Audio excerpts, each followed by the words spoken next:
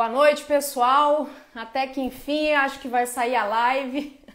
Vamos torcer para o Instagram transmitir ao vivo, não ter nenhum corte e a gente conseguir finalizar essa live que a gente começou na outra quinta, nem foi nessa última quinta-feira, foi antes. Então, torcer para que hoje dê tudo certo. Passamos alguns dias conturbados. Hoje tive a oportunidade de falar com bastante gente e todo mundo meio desanimadão. Então, o convite que eu faço hoje para vocês é que a gente seja forjado pelas dificuldades que surgem e que a gente fique cada vez melhor. Então, não é hora de desanimar. A gente sempre vai ter a oportunidade de entrar para o jogo e ganhar, né? E a gente só desiste quando a gente morre, né? E espera que mesmo assim a gente tenha ido para o céu. Então vamos continuar trabalhando, fazendo o nosso melhor. Com a crise, o dinheiro não some, ele continua no mercado atuante, então que a gente saiba aproveitar as melhores oportunidades que surgem. Lembrando que o Brasil é o celeiro do mundo, a gente produz alimento para o mundo inteiro. Então, por mais que em alguns momentos a gente possa enfrentar algumas dificuldades, a gente não pode jamais esquecer que a gente espera, o que é esperado de nós é um desempenho cada vez maior. Então, vamos seguir firme, trabalhando, acreditando em dias melhores, construindo dias melhores, elevando o nosso nível de consciência de tal forma que a gente compreenda esse movimento social no Brasil, que a gente tome ações que inclua todos nós, mas que nos dê também uma forma, né, de ser compreendidos e de expressar a nossa opinião e conseguir nas próximas eleições, nos próximos movimentos, reverter isso a favor de um Brasil, de uma administração pública transparente, que leve ao desenvolvimento, que leve à confiança das ações políticas e sociais, econômicas desse país.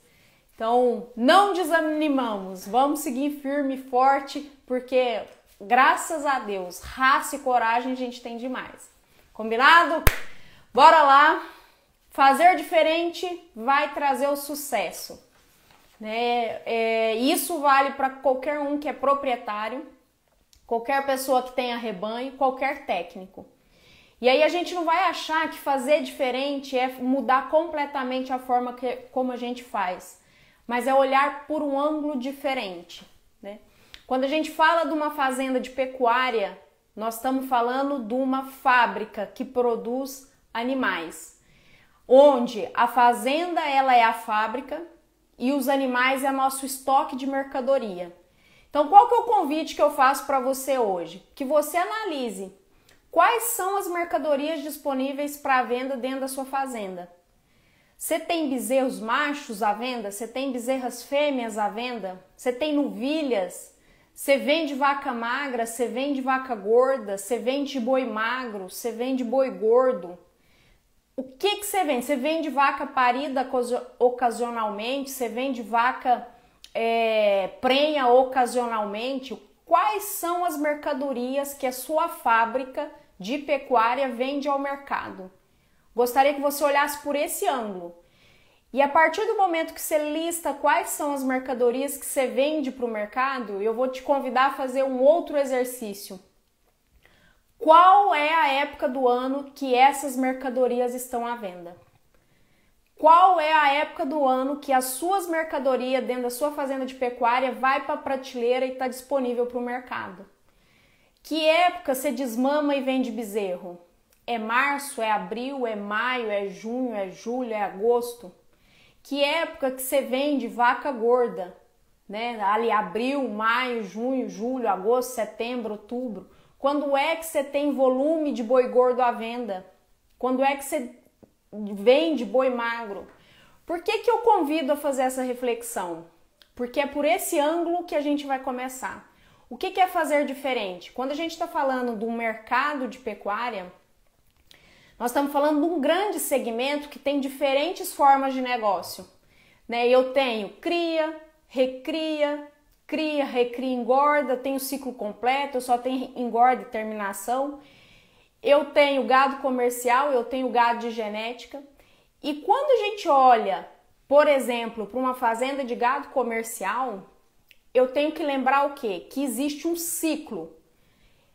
Qual é o ciclo? A primeira coisa chama-se ano pecuário. Onde está o ciclo da pecuária? Dentro do ano pecuário. O ano pecuário vai de onde? De julho a junho. Então, o nosso ano pecuário começa a ser calculado em julho.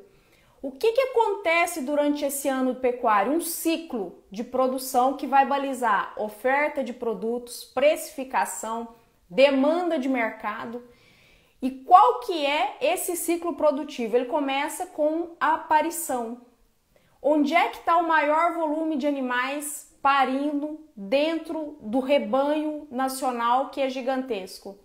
É animais de agosto a novembro, que eu tenho o maior volume de parição.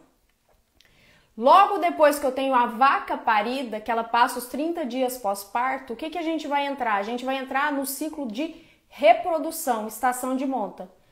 Quando a gente entra na estação de monta, o que a gente tem? A gente tem uma demanda de serviços, de produtos, para que a gente faça essa vaca emprenhar de novo essa forma, né? É como se a gente pegasse o produto, todos os ingredientes e colocasse dentro dessa forma para fazer um novo produto, né? Então eu tenho que a forma me entrega um produto ali de agosto a novembro, e 30 dias depois que ela entregou o produto, eu já começo a fazer com que essa forma receba os ingredientes necessários para ela formar um novo produto e me entregar no novo ciclo que se inicia no ano seguinte, a partir de julho, né? Tá, então eu fiz o nascimento. O nascimento, ele me projeta volume de animais que vão estar disponíveis no mercado para desmama durante esse ciclo pecuário. Ao mesmo tempo que quando eu faço a reprodução dessas vacas que estão paridas e as fêmeas jovens, que são as novilhas, eu projeto uma nova safra de produtos para o ano seguinte. Qual que é o outro passo importante? A gente já falou da aparição, a gente já falou da reprodução. O outro passo importante é a desmama, que começa a partir de março, né? Então, em março, essa fêmea me entrega o produto, esse produto entra no estoque, e a gente vai dar um giro nesse estoque, ou seja, a gente vai comercializar com o mercado e isso vai trazer receita para dentro da fazenda. A partir de março, quando é então que está o maior volume de bezerros comercializados? De março a julho. De março a julho a gente tem o maior volume de bezerros sendo comercializados no Brasil. Bom, a gente começa a desmamar. A gente terminou a estação de monta geralmente em fevereiro, e aí quando é abril a gente tem o maior volume o quê? De diagnóstico de gestação, diagnóstico final, e a gente vai pegar essas fêmeas e vai apartá-las em dois grandes grupos. Eu tenho vaca prenhe, minha forma cheia, e eu vou ter uma vaca vazia, minha forma vazia. E aí você dá espaço para uma outra mercadoria, que é o quê? O descarte de vaca vazia.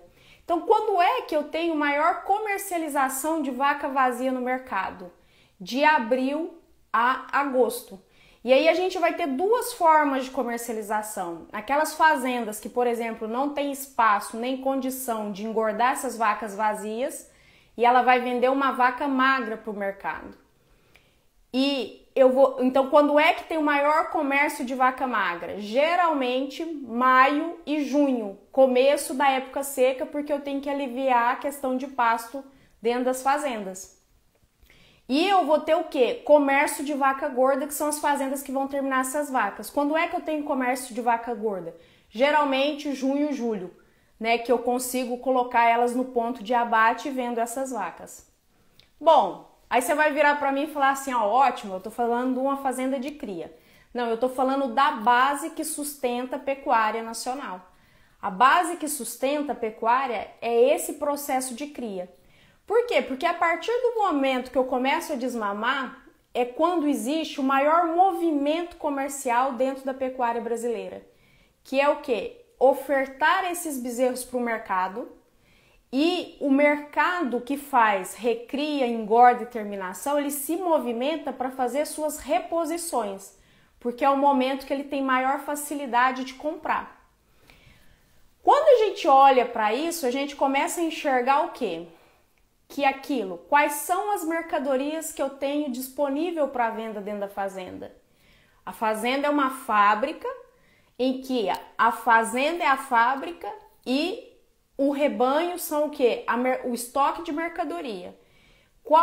Quais são as mercadorias que eu vendo? Eu posso vender bezerros machos, bezerras fêmeas, novilhas para reposição, posso vender vaca magra, vaca gorda, garrote, boi gordo, e eu posso vender ocasionalmente vaca prenha ou vaca gestante quando eu preciso fazer algum volume de caixa.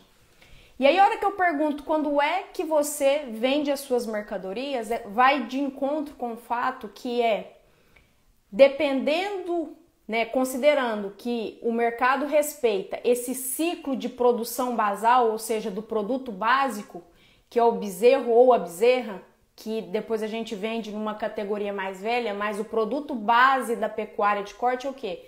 A produção de bezerros. O mercado respeita esse período. E de acordo que eu tenho maior volume sendo comercializado, isso me dita o quê? As regras de mercado, que é oferta e demanda. Quando a oferta aumenta, o preço cai, né? Toda vez que a oferta é maior que a demanda, dá margem para quem está comprando baixar o preço, né? Toda vez que a demanda é maior que a oferta, quem está vendendo consegue aumentar o preço. Por quê? Porque ele consegue precificar mais, já que eu não tenho concorrência de mercado. E quando a gente olha para isso, a gente começa a entender alguns pontos. Por exemplo, qual que é a melhor época para se vender bezerro? Geralmente no início da desmama, então março e abril ali, que ainda não tem aquele aquecimento. A gente tem que lembrar que o bezerro do cedo é um bezerro de genética muitas vezes melhor, de mais rapidez de ganho de peso, uma fêmea que vai entrar um pouquinho mais com a idade ajeitada dentro da estação de monta. Então, são critérios e atributos que permitem não só trabalhar com a lei da oferta e da demanda, como eu posso também precificar esses animais com um ágio pela qualidade, né? Então, bom, se eu vendo bezerro, qual que é a melhor época para eu estar vendendo bezerro, sabendo que a janela vai de março a agosto? A melhor época é o quê? O início dessa janela, né?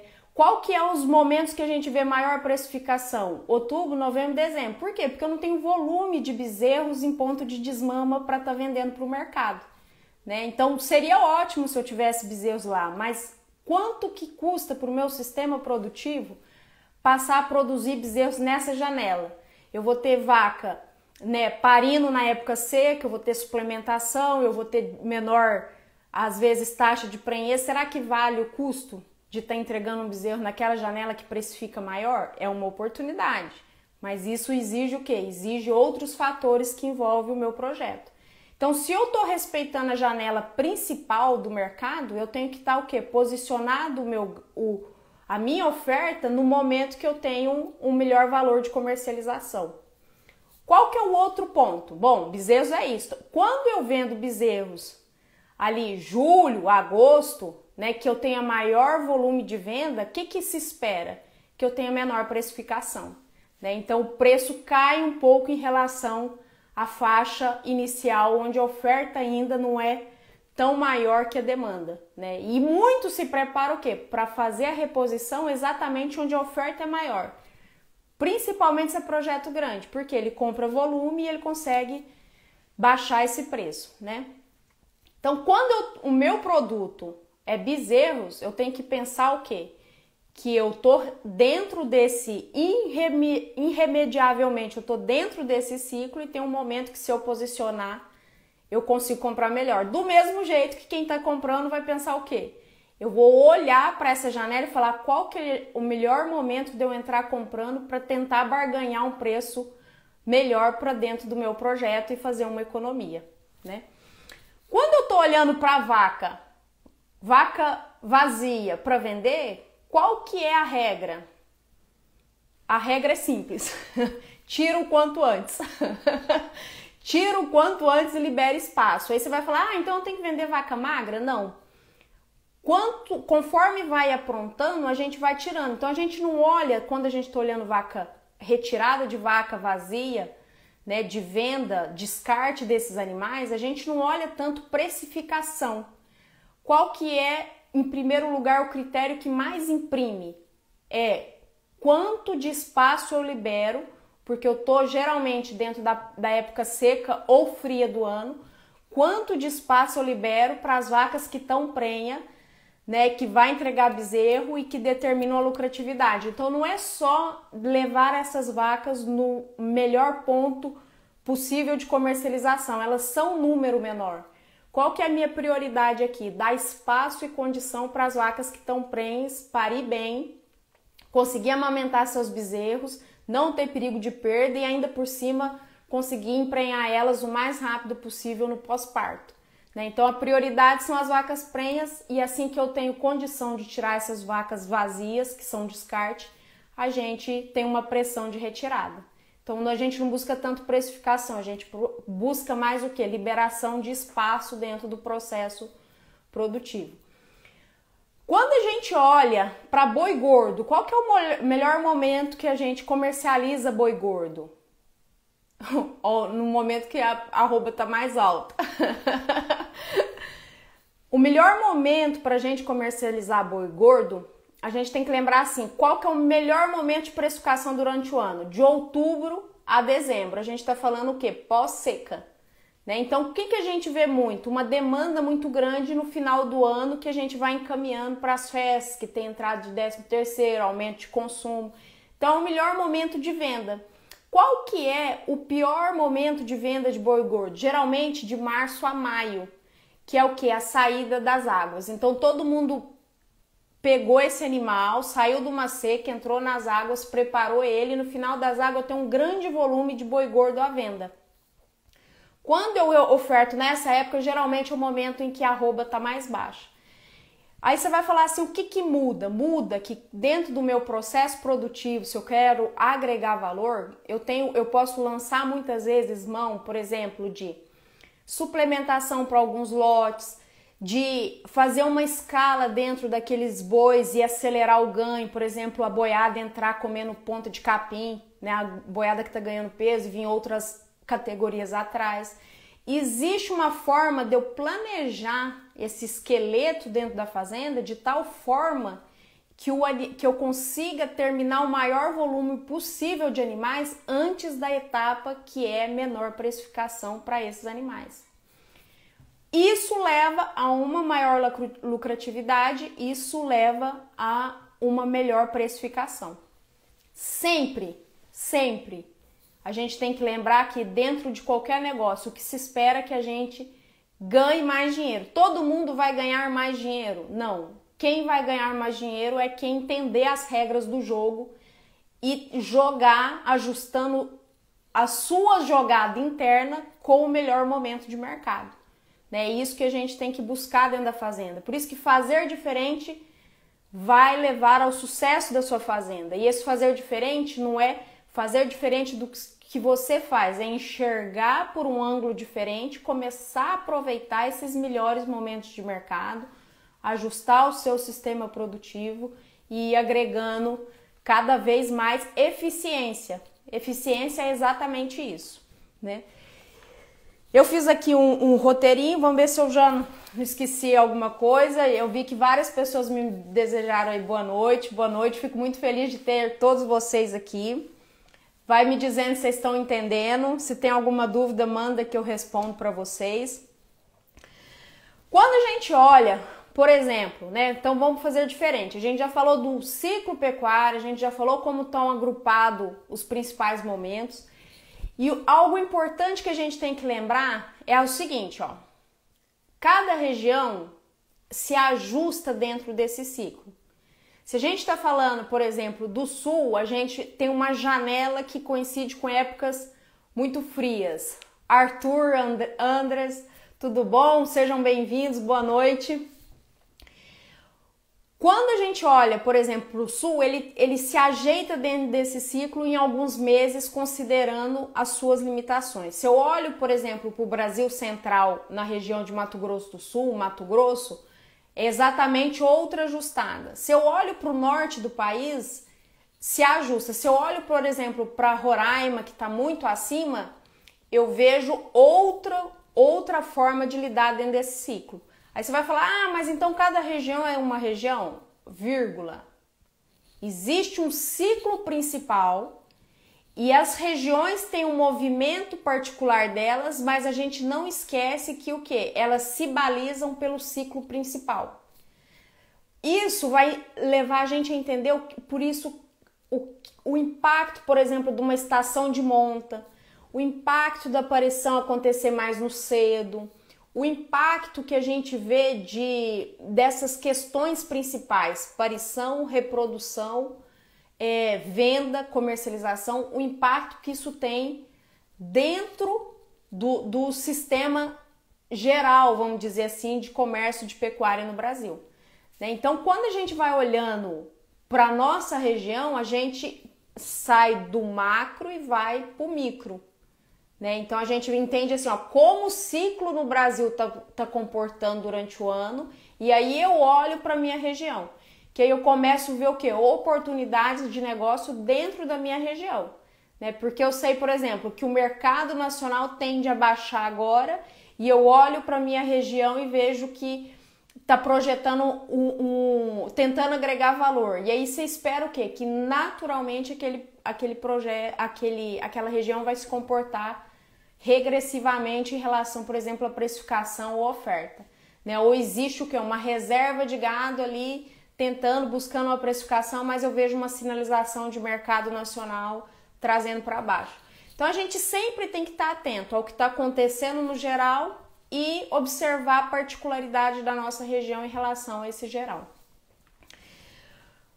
Quando a gente fala dentro desse ciclo em que eu tenho oferta, demanda, eu tenho o meu projeto dentro de um segmento, o meu é cria, então a cria é que baliza o ciclo e o melhor momento é de vender. Não, eu tenho recria e engorda, o melhor momento é de comprar.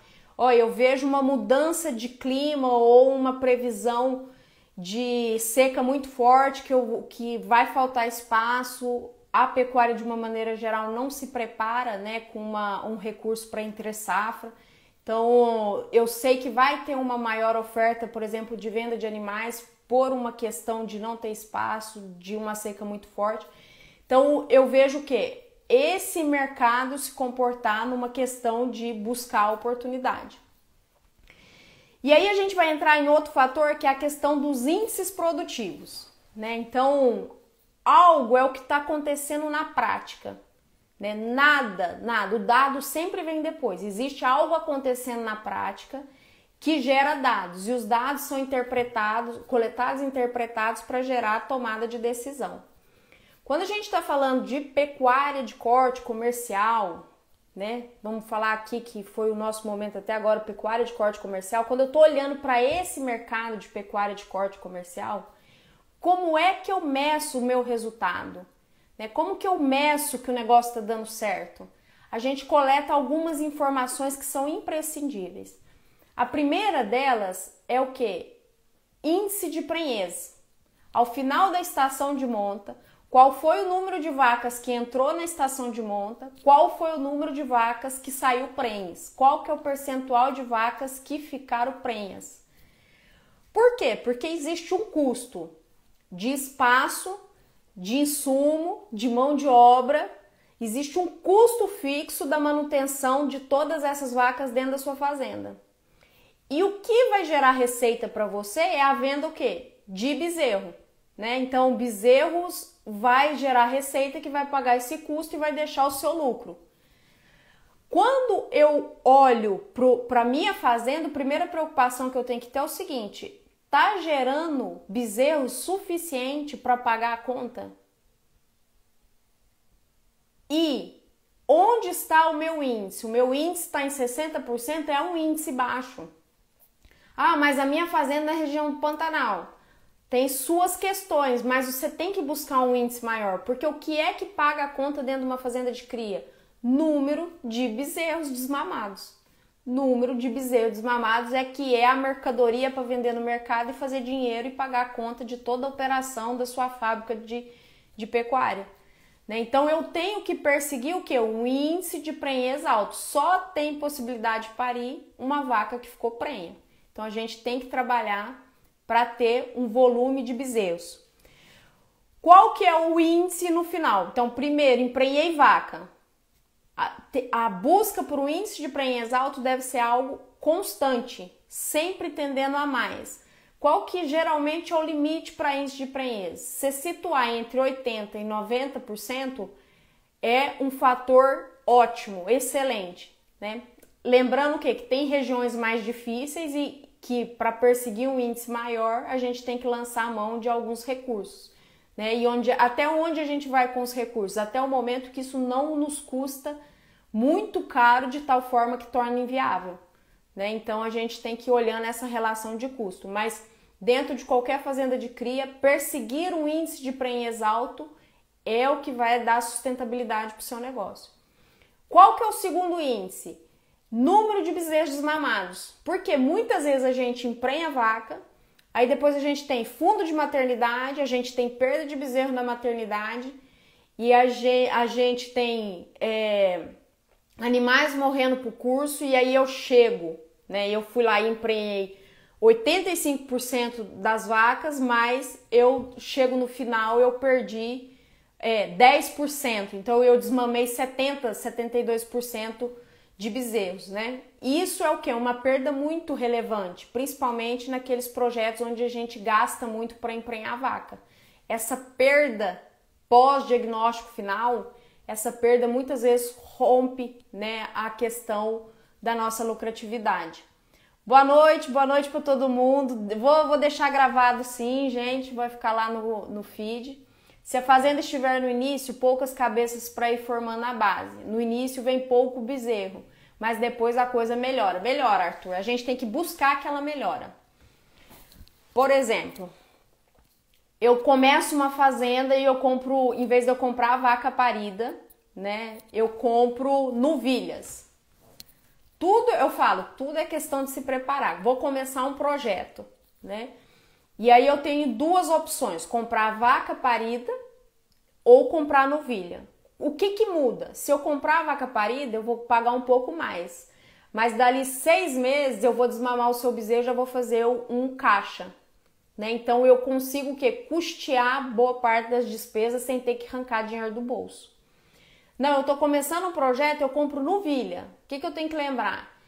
Que eu vou emprenhar essas novilhas, no final faço o diagnóstico final, posso tirar parte delas e matar as que estão vazias, mas essa novilha ela vai parir ano que vem e ela vai me dar um bezerro no outro ano, então eu vou levar 2 anos para colher receita desse projeto, né? Então, cuidado que a gente tem que ter, muitas das vezes na hora de começar um negócio é pensar de onde vai vir a mercadoria que eu vou comercializar e quanto tempo vai demorar para eu comercializar alguma coisa daqui, né, para bancar esse projeto. E qual que é a grande importância disso, né?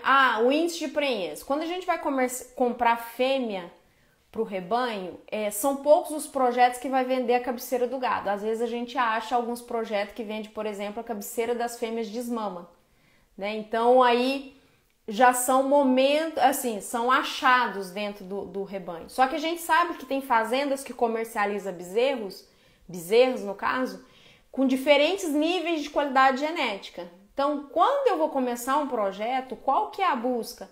A gente tem que tentar buscar comprar uma fêmea boa, né? Uma fêmea boa que vai tentar te delimitar um índice médio de prenhez bom. Muitas das vezes a gente está entrando no momento em que o preço do mercado está caro, o preço do negócio está no momento bom, vamos dizer, está na tendência de alta do ciclo pecuário e uma fêmea boa custa muito caro. Então aí a gente compra uma fêmea não tão boa assim. Só que a gente sabe, por exemplo, que vai ter que trabalhar com touros, vai ter que trabalhar com inseminação para ir melhorando esse rebanho. Lembre sempre, né, que a gente tem que buscar a solução. Por exemplo, se a nossa meta é trabalhar para o volume maior de prenhez, a gente vai olhar para a estação de monta e pensar quais recursos eu tenho. Primeiro recurso natural que eu tenho é pegar o touro e soltar no lote de vaca após 30 dias de parida. Por quê? Porque ela passou o pós-parto e ela pode emprenhar, então solta o touro. Só que eu não tenho controle se essa vaca já voltou do anestro e está ciclando e vai emprenhar. Então eu não tenho controle de quantas vacas vão emprenhar no cedo e quantas vacas vão emprenhar no tarde. Bom, então para driblar essa questão de ter controle de quantas vão parir no cedo, quantas vão parir no tarde, qual que é o recurso que eu tenho? Por exemplo, eu vou fazer uma IATF. Então eu vou sincronizar essas vacas e vou inseminar e calculo que por volta da metade delas vão ficar prenha e aí eu posso soltar touro. Por quê? Porque eu vou conseguir o quê? Fazer um volume de vaca emprenhar no cedo e as outras vão emprenhar meio que logo em seguida que elas passaram pelo tratamento hormonal. Qual que é a outra questão? Às vezes eu quero, além de emprenhar as vacas, eu quero fazer um volume muito grande de bezerros muito bons geneticamente, aproveitar todo o ganho genético. Então eu insemino uma vez, eu insemino duas, eu insemino 3. Aí você fala, mas 3 vezes? Quando a gente fala 3 vezes é porque assim, os lotes do início da estação de monta vai dar tempo de fazer uma inseminação, dali 30 dias passar ultrassom, separar as prenhas, reimplantar, dali mais 30 dias passar um ultrassom e fazer de novo. Os lotes do tarde você não vai conseguir fazer 3, né? Você vai fazer menos. E o que você pode lançar de recurso? Bom, nos últimos lotes eu faço uma e solto o touro. Eu aumento o índice de prenhez. Então, quando a gente está falando de estação de monta, nós estamos falando de fazenda de cria, que eu preciso emprenhar o maior volume de vaca possível. De estação de monta, quais os recursos que eu tenho para emprenhar o maior volume de vaca possível? Dentro desses recursos, qual a estratégia que eu vou usar? Eu vou fazer, eu quero aumentar, eu quero só emprenhar a vaca, eu quero, além de emprenhar a vaca, fazer um rebanho cada vez melhor, e eu quero dar uma pressão grande para fazer muito rápido um rebanho cada vez melhor. Então, isso é que a gente vai modular dentro de uma estratégia para conseguir o melhor resultado possível. Rogério, qual o melhor comércio para bezerro? O melhor momento de comércio para bezerro é final de ano. Entrada das águas, né? Outubro, novembro, dezembro. Só que a maioria de nós não tem bezerro, né? A não ser as fazendas que não fazem estação de monta, às vezes tem animal. Naturalmente, a gente tem uma maior concentração de bezerros nascendo nos meses de chuva, mesmo que não tenha estação de monta, né? Então, geralmente, a gente vai ter um menor volume de oferta nessa época. Mas se a gente considerar a janela de comércio no Brasil, os melhores momentos para vender bezerro é março, abril e maio ali. Depois você já começa a ver uma queda no preço do bezerro, a não ser os picos de alta do ciclo pecuário, né? Que aí você vê uma manutenção. Mas a gente vê que quem vende mais no início da safra de desmama consegue precificações melhores. Bom, já emprenhei o maior volume de vaca possível. Já desmamei o maior número de bezerros dessas vacas, número de bezerros desmamados em relação ao número de vacas prenhas no diagnóstico final. É essa a relação que vocês têm que fazer. Por quê? Porque a hora que termina a estação de parição, quantas vacas que estavam prenhas no diagnóstico final que não deixaram bezerro? Isso aqui tudo é custo. Isso é custo. Isso come o seu lucro. O que ia sobrar para você deixa de sobrar, por quê? Porque ela não te entregou o produto que você ia pôr na prateleira e vender e fazer dinheiro, né? Então, quantas vacas? E aí tem uma outra pergunta. Qual o motivo dessas vacas estarem vazias e elas vão virar receita? Você vai vender essas vacas, por exemplo, gorda, ou você vai pegar essas vacas e vai guardar dentro da sua fazenda durante a estação de monta, ou seja, ela não te entregou bezerro um ano e ela vai ficar para parir ano que vem e desmamar depois. Ela entra, por exemplo, na faixa das novilhas. Só que essa vaca te custa muito mais caro. Por quê? Porque ela é muito mais pesada, ela já te custou um ano dentro da fazenda e ela vai te custar mais 2 até ela desmamar o próximo bezerro, né? Que ela tem 9 meses de gestação e depois ela tem mais 8 meses de amamentação. Então ela demora mais 2 anos, são 3 anos gerando custo. Vocês estão começando a entender qual que é a importância dos índices produtivos? Quais são os índices essenciais para a gente olhar dentro das nossas fazendas? esses índices são os que precisa ter, né? Você precisa fazer. Por quê? Porque a hora que você olha para ele, você está olhando o quê? Resultado. Como o meu rebanho está gerando resultado. Onde eu preciso trabalhar para melhorar, para que eu deixe mais dinheiro no bolso, né? Então, esses índices são importantes para a gente olhar isso. Bom, eu emprenhei bem e eu desmamei um bom número de bezerros. Qual que é o outro índice? Peso médio de desmama. Qual o peso médio da desmama? O que muda em peso?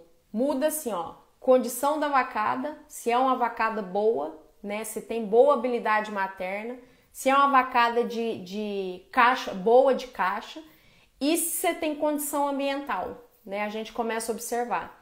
E aí você vai ver assim, ah, não, a minha desmama é leve, mas é dentro do Pantanal.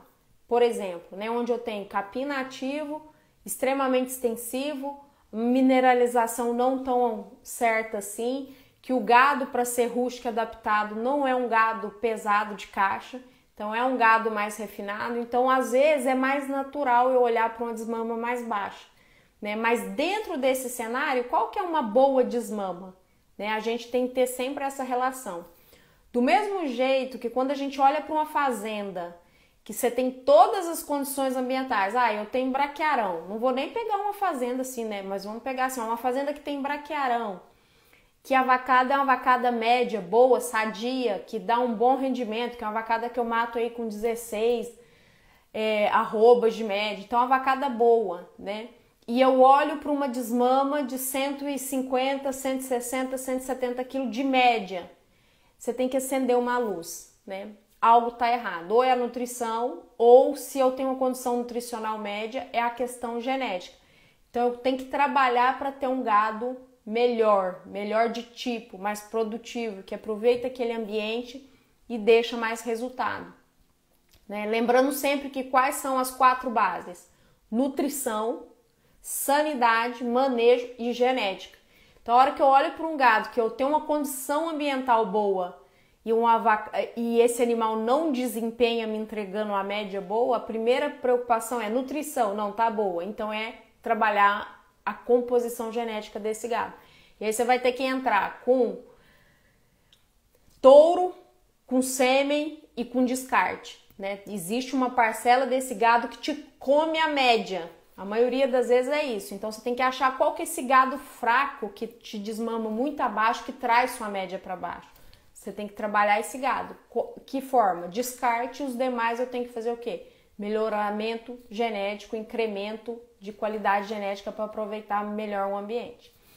Bom, se eu tenho peso qual que é um bom peso de desmama? Depende, né? Se não é um gado que come cripe, se é um gado a pasto, a gente espera que esteja na faixa dos seus 200 quilos, 220 para macho, 200 para fêmea. Essa deveria ser a meta no pé da vaca, né? Então, um animal que está numa condição média, que tem forma de pasto, que está no pé da vaca, que a mãe lambe mineralização, mas o bezerro não come cripe nem nada, que ele vai estar com a mãe, a gente tem que ter uma meta de desmama em torno de 210, 220 para macho e 200 quilos para fêmea, né? Porque se estiver colhendo dentro dessa média, você vai estar numa questão melhor. O que vai mudar? Que muitas das vezes você vai desmamar animais com 220 quilos no início da estação de desmama e você vai desmamar animais com 180, 190 no final, isso é natural. Porque se eu tô falando que os animais nascem ali de agosto até janeiro, por exemplo, né? A hora que eu vou pensar que eu tenho que viabilizar uma estação de monta, geralmente a gente desmama os primeiros lotes com 8 meses e aí a gente começa a cair 7, e os lotes que pariu mais no tarde, geralmente a gente desmama com 5 meses e meio, 6 meses. Então é natural que o gado, os bezerros que nascem mais no tarde, eles vão desmamar mais leves, né? Então isso é natural. O que conta pra gente? Peso médio de desmama, né? Cabeça no congelador, o pé no forno, né? Mas eu quero saber o médio, eu quero saber na altura do umbigo. Qual foi o peso médio daquela estação? Vai anotando, gente. Quais são os índices essenciais pra gente olhar o resultado da fazenda e saber onde é que a gente tem que aprimorar. índice de prenhez, número de bezerro desmamado, peso médio de desmama, número de vaca descarte, né? Quais são as vacas que viram descarte dentro da fazenda? Vaca vazia no final da estação de monta, isso me mostra eficiência reprodutiva. A hora que eu olho para um volume grande de vaca vazia no final da estação de monta, eu tenho que lembrar o seguinte: foi uma questão ambiental, foi erro de manejo reprodutivo, entorei lote com pouco touro, né? Deixei de entorar lote, só fiz inseminação artificial. E aí levanta outro fator importante, do volume de vaca que ficou vazia, né? Essas vacas eu posso descartar todo mundo sem comprometer a eficiência do meu rebanho? Eu vou ter novilha suficiente para fazer reposição, né? De tal forma que com o tempo eu não vou diminuindo o número de vacas do rebanho? Então a gente tem que sempre ter essa consciência. Então qual que é o número de vacas de descarte que eu vou ter? Qual o número de vacas eu posso descartar sem comprometer o meu rebanho? Vocês vão entrar em algo importante que é o seguinte: se eu tiver, por exemplo, novilha suficiente para repor no ano seguinte, eu deveria matar todas as vacas, né? Com exceção das primíparas, se eu judiei demais elas durante o período. Porque a primípara é uma das minhas melhores vacas, afinal de contas, ela é uma vaca jovem e se eu estou fazendo um processo produtivo em que cada vez meu rebanho fica melhor, ela é uma vaca muito boa, né? E às vezes foi algum erro de manejo que eu comprometi ela, então vale a pena às vezes eu segurar ela. Agora, se eu tenho vaqueirada, que é uma vaca pesada, como é que eu faço receita? Eu mato todas essas vacas e reponho com novilha, que é uma fêmea que teoricamente ainda tá bezerra e vai virar uma novilha no ano que vem. Então ela ocupa menos espaço e ela vai entrar dentro da sua estação de monta, garantir a possibilidade de manutenção do gado, ao mesmo tempo que essa vaca pesada virou dinheiro a hora que você mata ela gorda, né? Então qual era a mercadoria que eu tinha disponível? Vaca, e eu fiz um bom caixa com vaca, né? Então eu fiz duas coisas boas. Eu fiz o giro da mercadoria que me deu faturamento e ao mesmo tempo eu fiz uma renovação de rebanho e uma pressão de seleção, então isso é muito bem-vindo. Então, ó, índice de prenhez, número de bezerro desmamado, peso médio de desmama, número de vaca de descarte, idade, peso e rendimento de abate quando a gente está olhando para machos. Né? Idade média de abate. Quando eu olho idade média, eu estou vendo quanto tempo eu levo para abater um animal dentro do meu sistema. Lembra que o ciclo básico é o que? Julho a junho, em que eu tenho nascimento de agosto a dezembro, né? E que eu vou desmamar esses bezerros de março a julho, no máximo até agosto, né? Eu tô desmamando com 8 meses. Se eu falo que eu tô matando ele com 24 meses, ele vai passar mais o quê? Um ano e quase um ano e meio dentro da fazenda para chegar nos 24 meses. Então, qual que é a idade média de abate? Se eu tô olhando para que a idade média de abate dentro da minha fazenda são 22 meses, lógico, tem animais que eu vou matar com 30, mas tem animais que eu vou matar com 18, 20. Na média final deu 22, 24 meses. Isso é um sinal de que a fazenda está fazendo um giro bom. Ele pega o animal bem desmamado, depois dá condição para ele continuar uma curva de ganho e a hora que entra as águas, ou que entra o período melhor de disponibilidade nutricional, eu tenho um bom manejo que eu consigo matar esse animal o mais jovem possível. Se eu mato o mais jovem possível, quer dizer que o meu estoque, eu tenho um estoque de gado que eu tô girando uma parcela maior, né? Então eu reduzo o custo e eu aumento o giro, então eu aumento a entrada de dinheiro. Isso tende a deixar mais lucro. Se eu tô demorando demais a matar, quer dizer que enquanto eu tenho um estoque maior de gado e eu tenho um menor desfrute, né? Porque até eu levar esse animal no ponto final de abate, eu tenho um estoque grande, eu tenho muito dinheiro parado dentro da fazenda e tem uma entrada que às vezes me deixa uma margem mais apertada, né? Então, idade média de abate é algo muito importante. Peso médio de abate, a gente vai olhar o quê? olhar a capacidade da fazenda em colocar peso nessas carcaças. E a gente vai olhar para uma questão genética, a gente vai olhar para uma questão de oportunidade, né? Então, por exemplo, tem determinados conjuntos de animais que eu consigo aprontar ele com 18 arroba e eu conseguiria chegar a ele a 20, 21 arrobas, né? Mas por uma escolha, às vezes a fazenda mata ele num ponto bom de acabamento, mas mata ele um pouco mais leve, né? E tem fazendas que vai levar ele e aproveitar o máximo de peso nessa carcaça. Então, são o quê? Escolhas dentro do processo.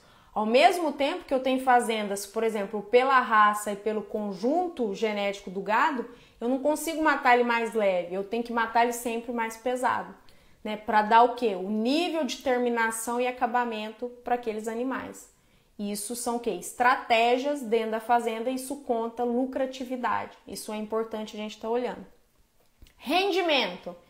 Rendimento, apesar de ser uma briga ferrenha com o frigorífico, a gente sabe que rendimento é resultado de um trabalho de nutrição e de qualidade genética, né? Então, a gente tem que olhar para a raça, a gente tem que olhar para uma pressão de incremento, né, de produtivos. Quando a gente olha para os animais, a gente vê que tem animais que são muito mais estruturais, outros são animais muito mais de composição, de um ciclo produtivo mais curto. Então a gente tem que estar atento.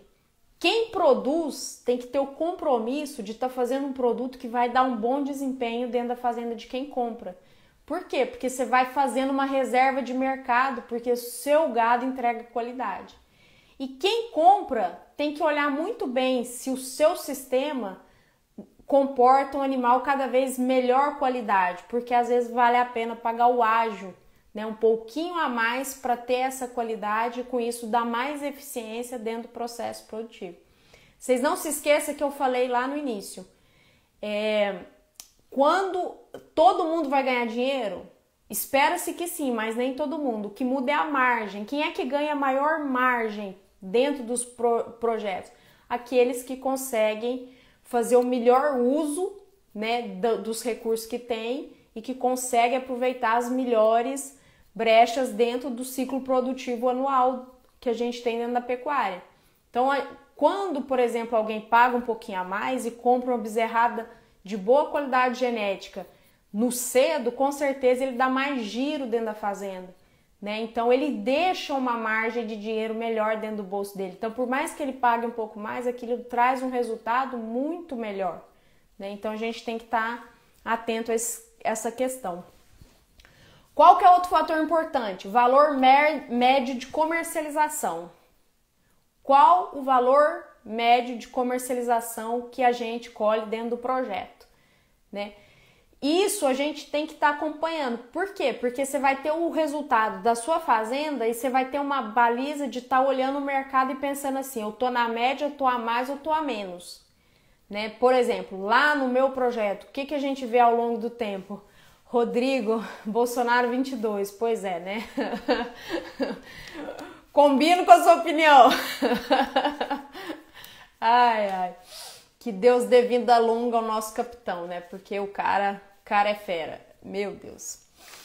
Essa é a minha opinião, já deixo expresso, se não tiver quem concorda, por favor, continue na live, que essa discussão não é eleição. Mas quando a gente olha para o valor médio de comercialização, a gente consegue começar a posicionar o nosso negócio e enxergar possibilidades, né? Então, é importante ter essa informação sempre em mãos, e é valor médio.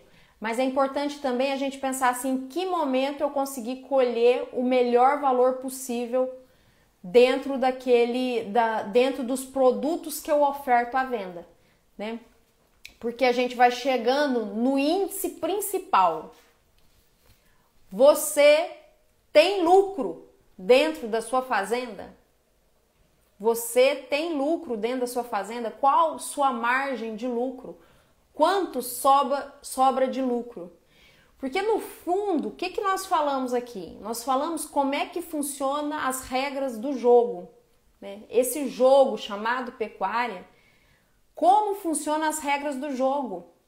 Porque se eu entender como funcionam as regras do jogo, é mais fácil eu saber para onde é que eu bato a bola.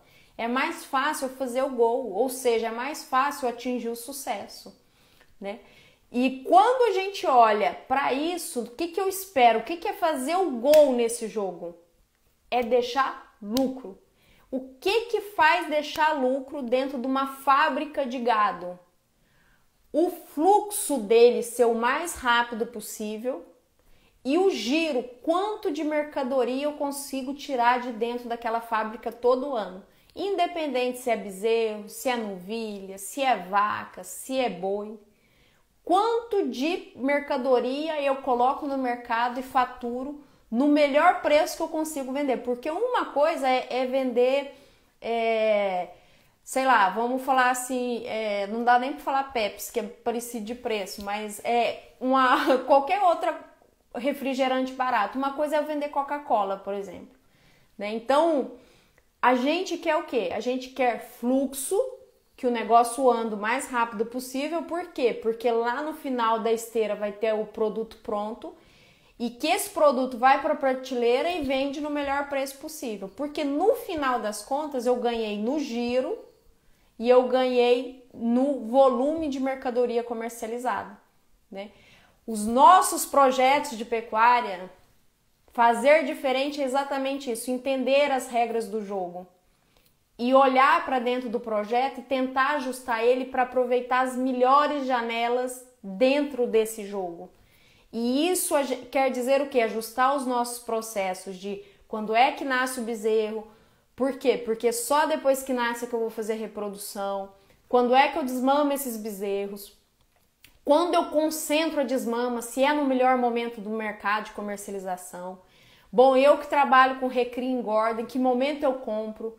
Então eu tenho que fazer um ciclo produtivo de produção desses boi de tal forma que eu libere espaço para fazer a reposição no melhor momento de preço, no melhor momento onde eu posso escolher quais animais eu vou comprar para comprar a melhor qualidade para dentro do projeto, né?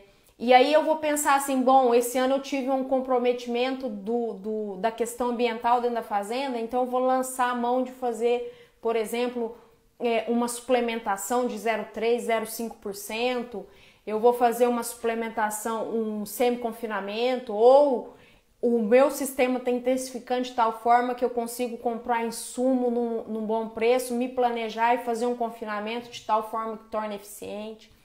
De fazer, por exemplo, uma parceria de integração lavoura-pecuária e aproveitar áreas de agricultores que estão na minha região, né? Então, quando a gente olha para isso, a gente começa a estudar todos os cenários que existem possível e pensar o quê?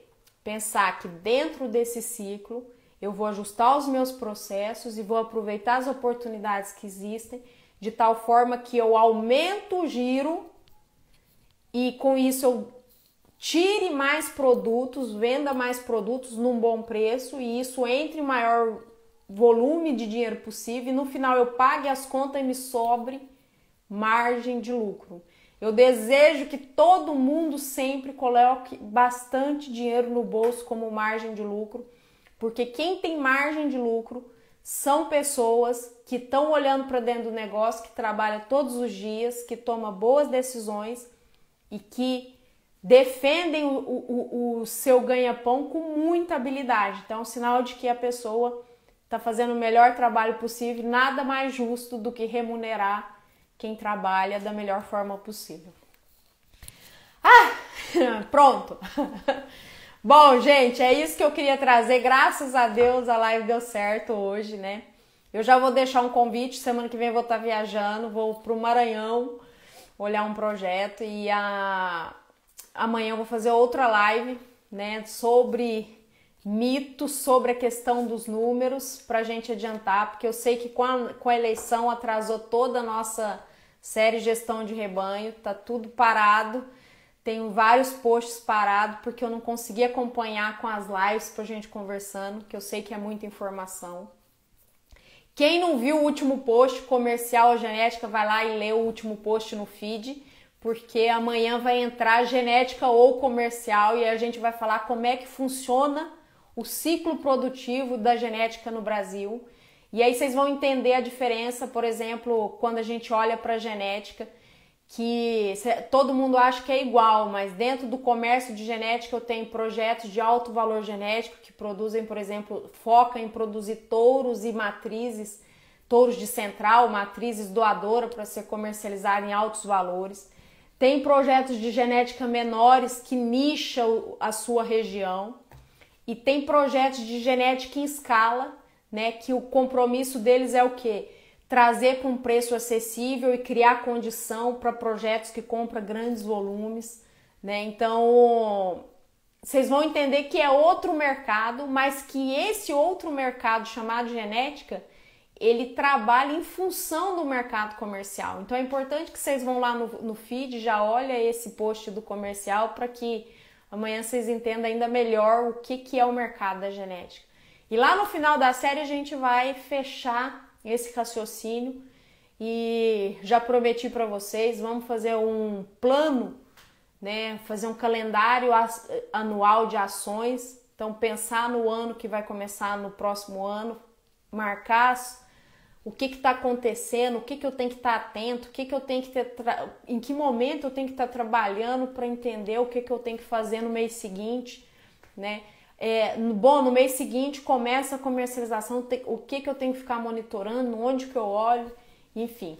Então tem muita coisa boa até finalizar a série. Isso é resultado da minha experiência, do meu trabalho, e eu fico muito feliz de poder contar com o Instagram para, né, levar esse conhecimento para vocês. Afinal de contas, a gente só constrói um mundo melhor, né? Essas eleições nos deixam até essa lição também. A gente só constrói um mundo melhor se a gente fizer a nossa parte, se a gente levar conhecimento, se a gente ser um exemplo para o mercado que dá para fazer diferente e que dá resultado e as pessoas começam a fazer diferente, olha para os bons exemplos, se motiva e esse movimento começa a ser constante, né? Então, fico muito feliz de ter vocês aqui. Quem chegou depois, a live vai ficar salva, assista lá no feed e eu espero vocês amanhã. Combinado? Obrigada a vocês, muito obrigada pelo reconhecimento, pelo carinho. Um beijo, boa noite!